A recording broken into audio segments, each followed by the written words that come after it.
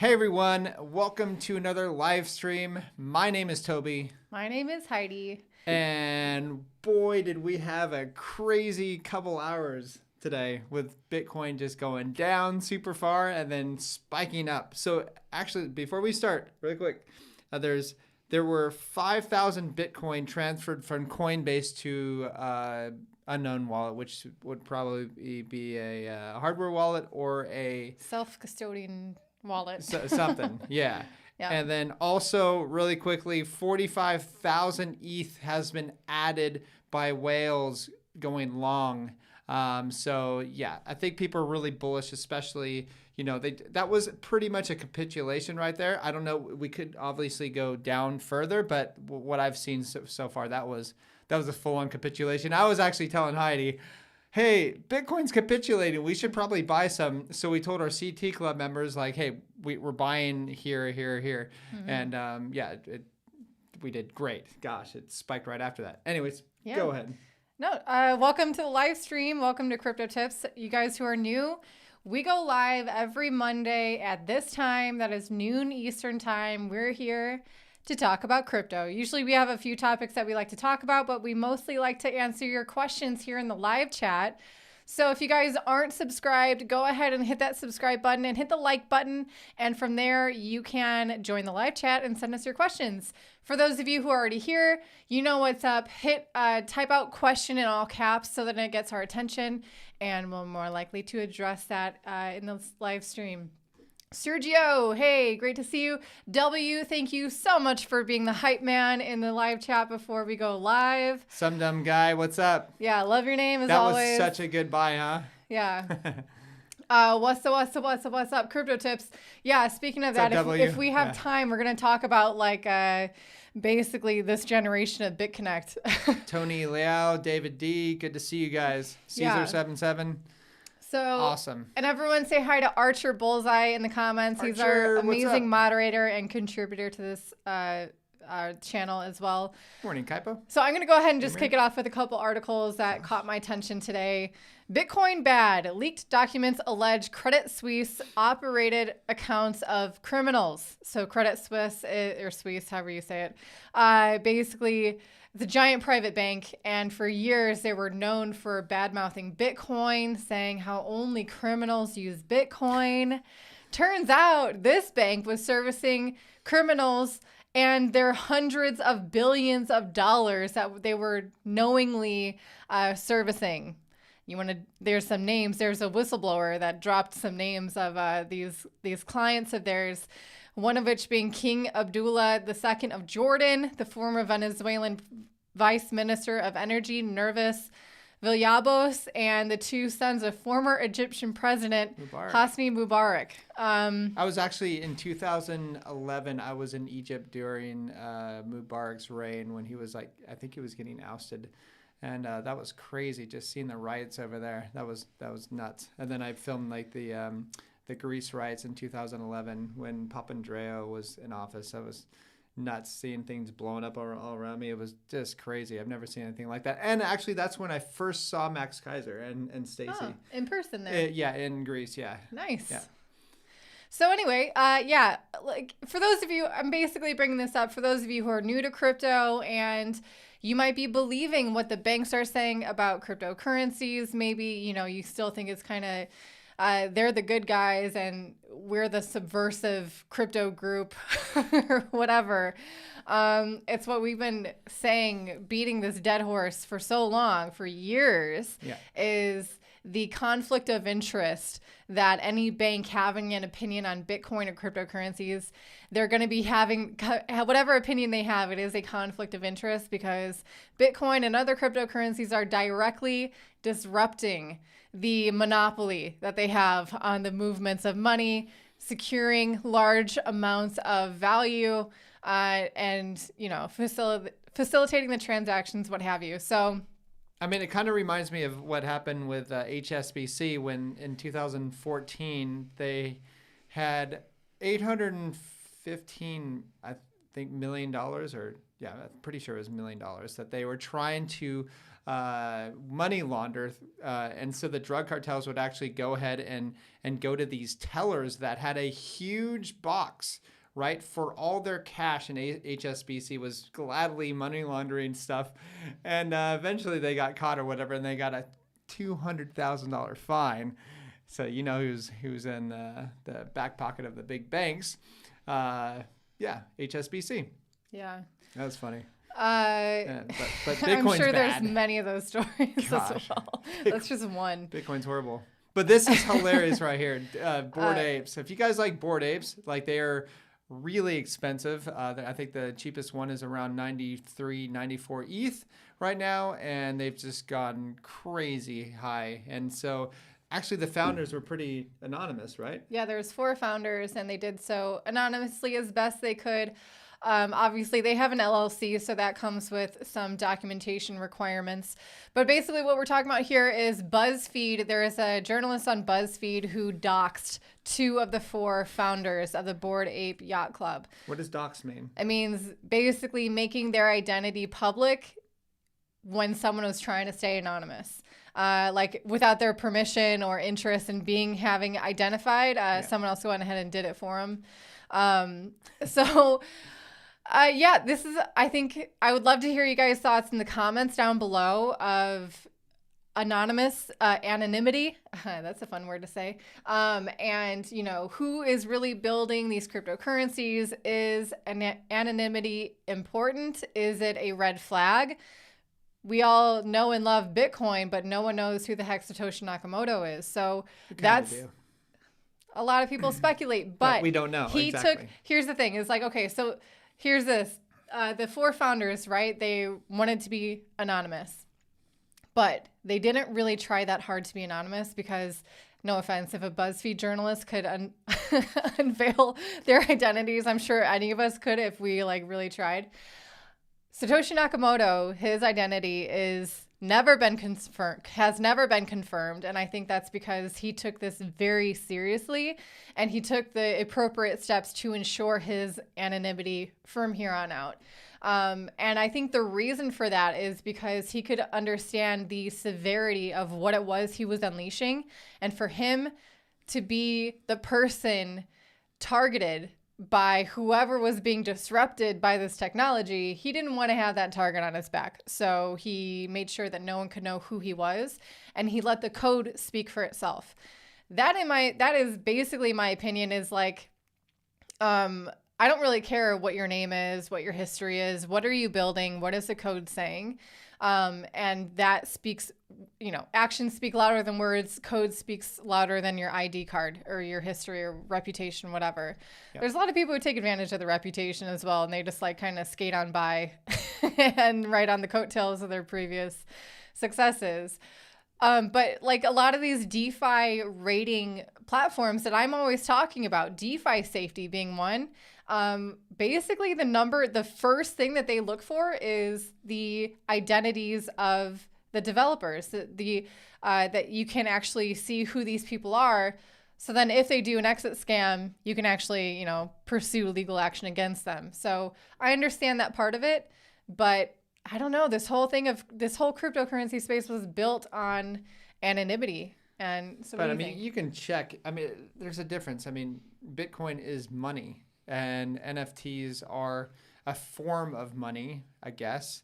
I mean, they're immutable. You can just go ahead and send it to anyone in the world without any, you don't have any identification or nothing. You don't have to have permission from anybody. But like what I'm seeing is like, the importance of anonymity. Anonymity. Yeah, I'm going to have you say that. I'll say it. So okay. what I see is happening with like Canada or whatever, just, governments threatening to go ahead without warrant, without any due process or anything, to shut down people's bank accounts. And they're essentially creating what you call a Streisand effect, which means, people are like, wait, Bitcoin does that? Oh, I didn't know that. I thought it was some scam that I heard on CNBC or whatever. Mm-hmm. Oh, I didn't realize that. So then people are looking into it. Credit Suisse said it was only for criminals. Yeah, exactly. So now I think the world is kind of waking up, and it's really cool to see people losing their faith in government, and also putting their faith more into things like Bitcoin and things that are decentralized and not trusting a bunch of suits. You know what I mean? Because they're always going to be lying to your face. Yeah. Well, it's also, it's like what we said recently on Twitter about, we're excited that all these people are waking up to what their government is basically doing wrong to them in Canada, highlighting that. Yeah. And the main thing that people, I think, are waking up to finally, thankfully, is there's a difference between legality and morality. A lot of people just think, because it's a law, we got to stand by it. We have to obey it. But then you could very easily find yourself on the other side of that law and know that you have good intentions, know that you're not malicious, but because you might have an opposing view of your government, it doesn't matter because you are then the opposing view of that government. So yeah, thank goodness for Bitcoin and crypto, and this exists. A couple questions here from you guys. Let me go ahead and read one from Mo. Can you please share what you generally agree or disagree with Michael Saylor and Raoul Pal? Asking since you mentioned Michael Saylor last week. Yeah. That's a good question. So I agree with a lot of what Michael Saylor does or says, and especially when he's being interviewed, and I love listening to his interviews. But there's one thing that stands out where it is a red flag, and he's really for regulation. And you've heard of this thing called permissionless. Okay, so that's one of the main characters of Bitcoin that makes it value. Its store of value is that it is permissionless.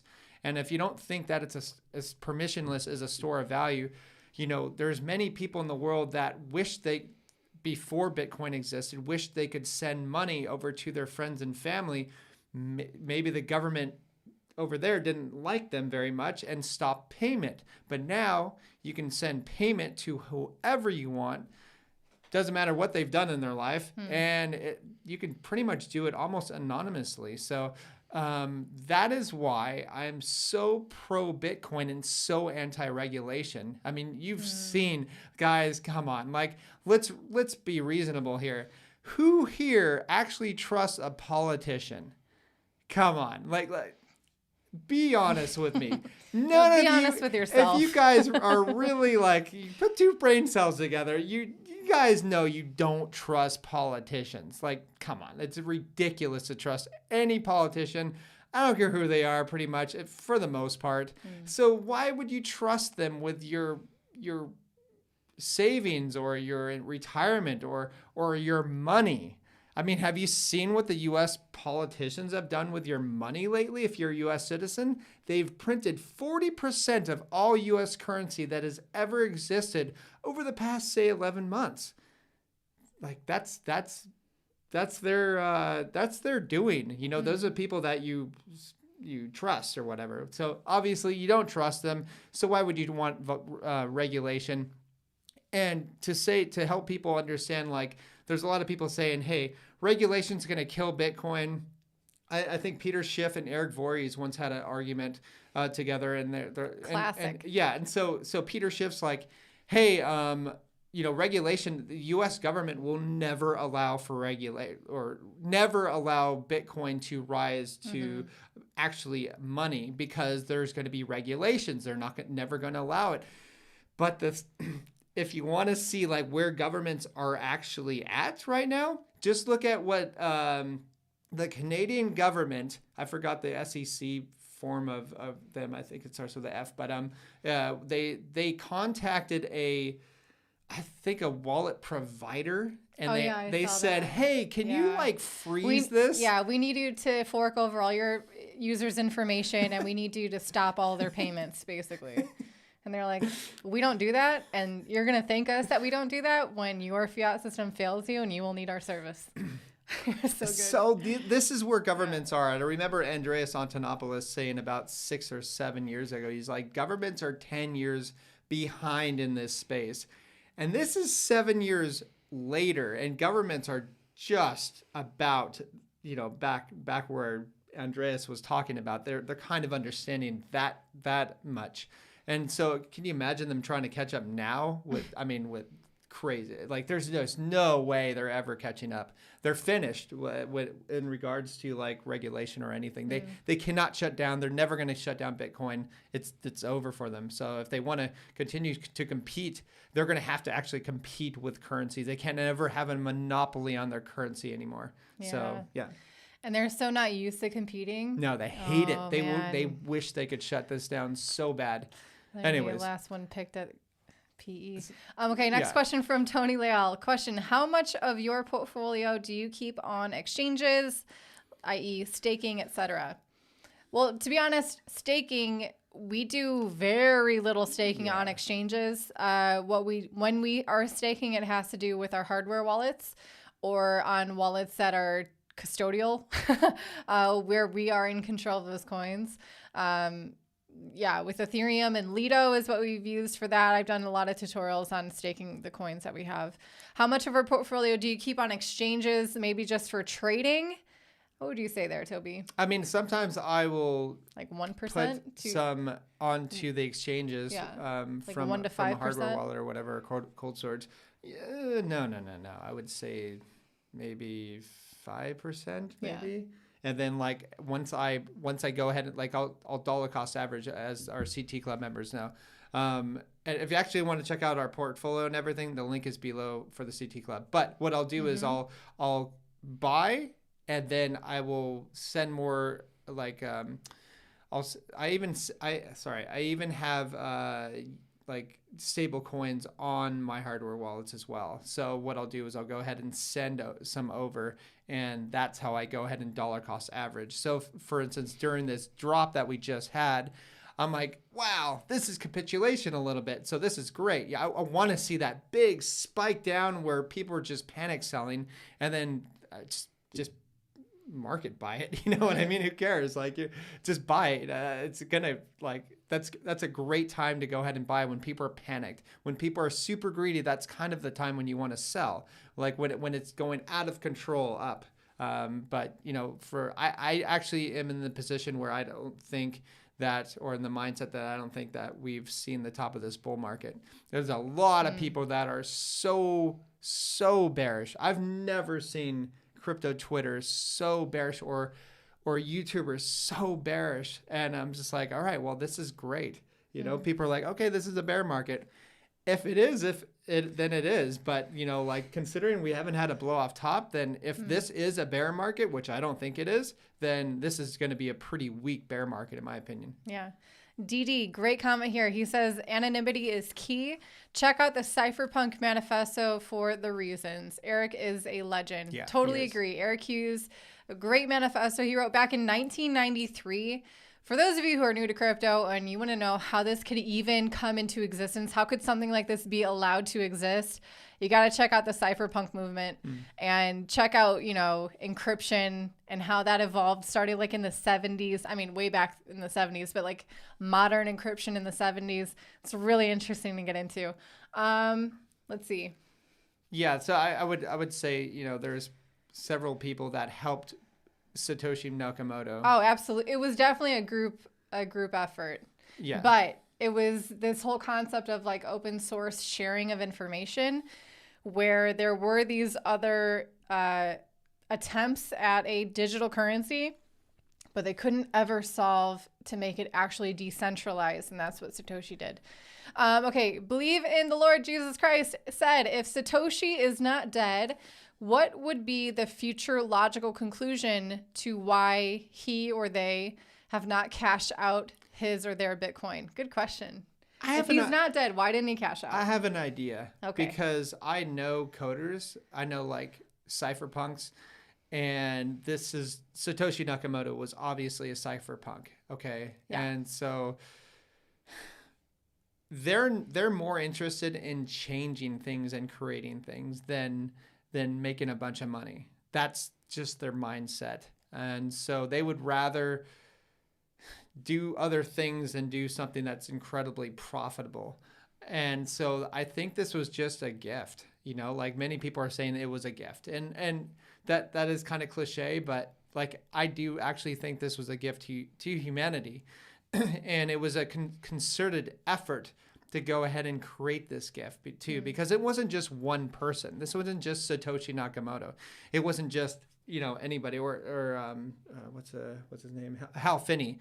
You know, that would probably be the closest guy to who Satoshi Nakamoto is. But even him, he had friends, he had people that he was dialoguing with and who were amazing coders and that created Bitcoin, So this took a long time.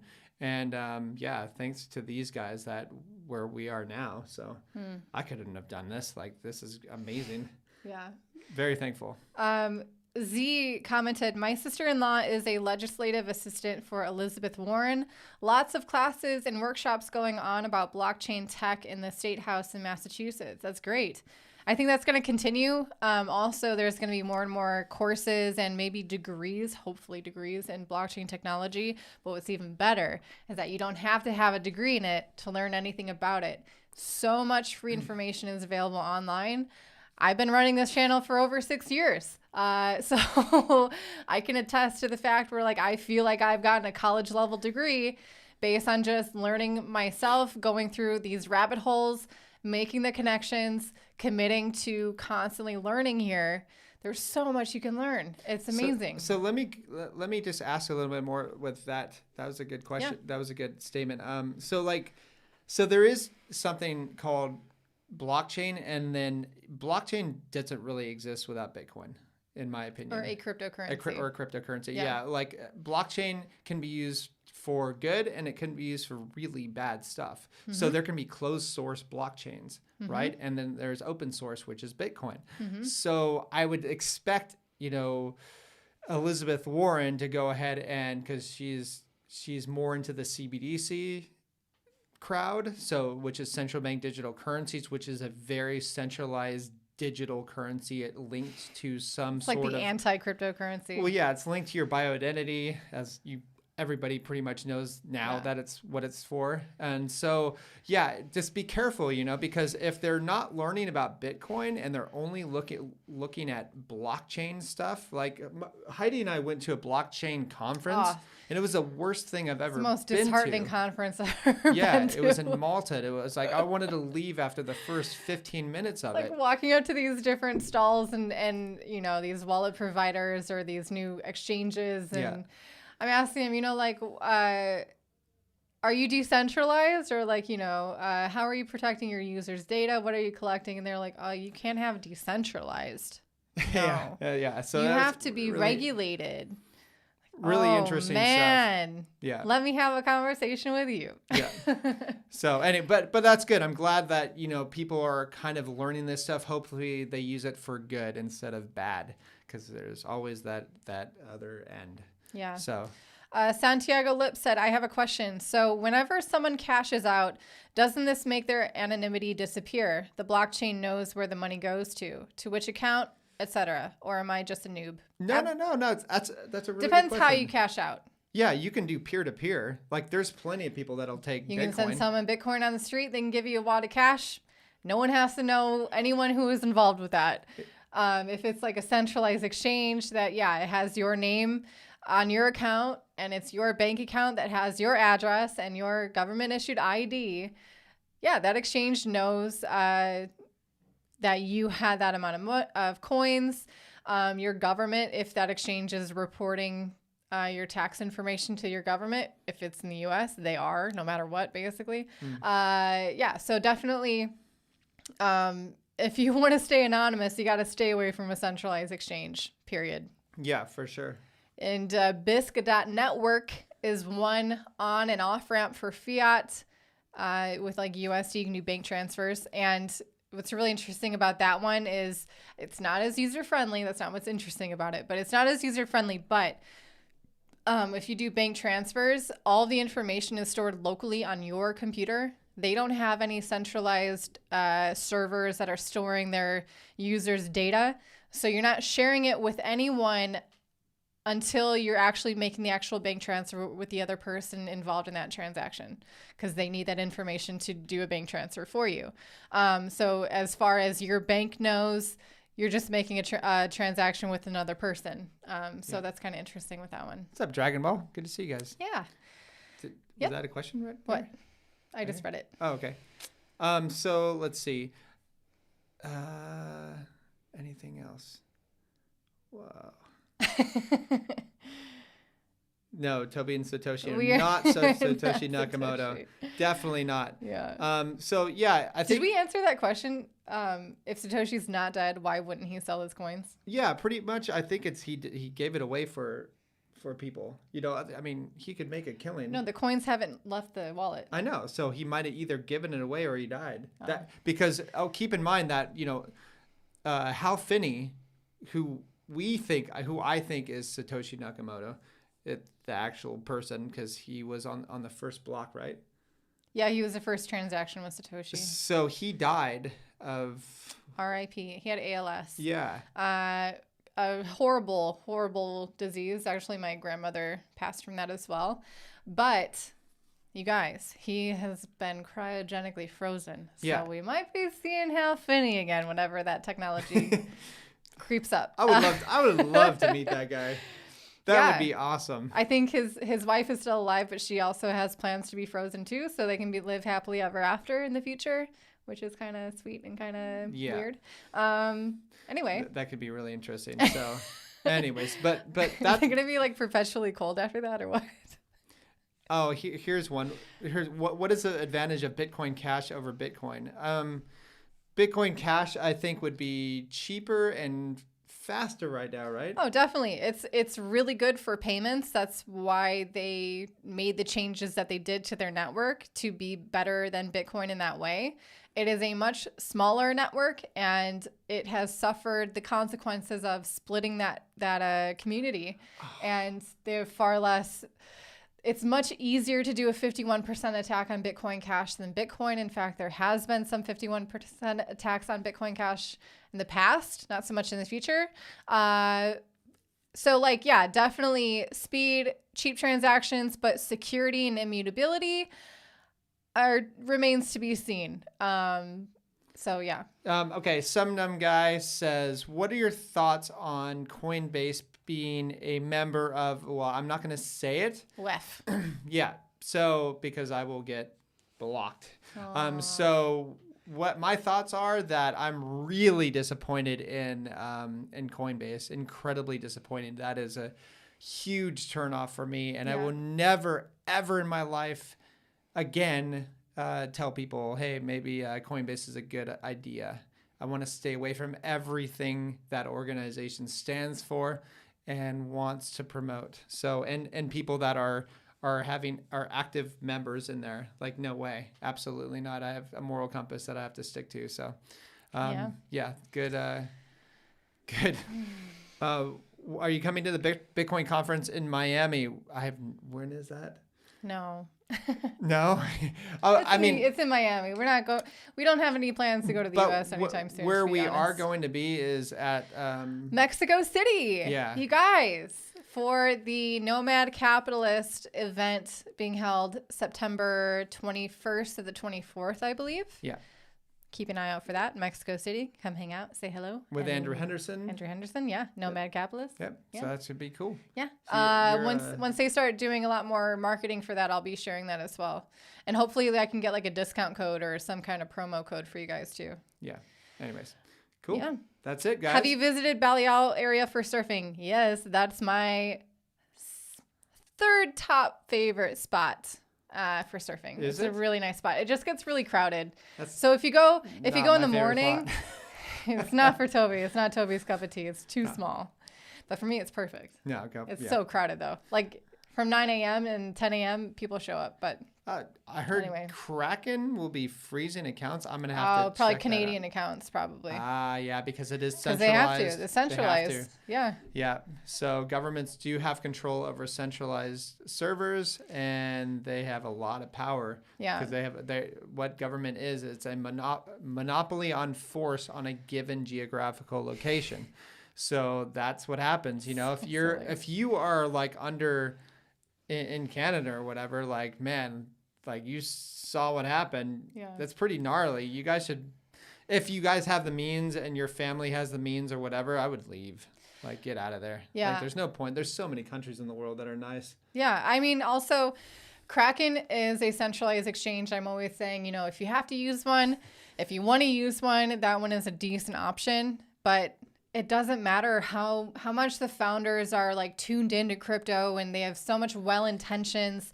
They're centralized. And because of that, they will be having to come under the pressure and obey the governments of the people who they are servicing. And so obviously they're open to Canadian citizens. Maybe they're going to, close it off to Canadian citizens. Who knows? Because it's just too much of a hassle for them. Like so many exchanges did this past year and the year before for U.S. people, U.S. citizens. So Caesar77 says, no way capitalists. I will go there. I want to meet you guys. You are a family. Thanks, buddy. So yeah, sweet. it'd be awesome to see you guys. Yeah, it'd be great. Okay, so Mark Mean says, holding 85% of my holding 85% ETH in my portfolio. How confident are you that ETH versus all layer ones? That's a pretty heavy position. Well, I mean, essentially, Ethereum is going to be a layer 2. No.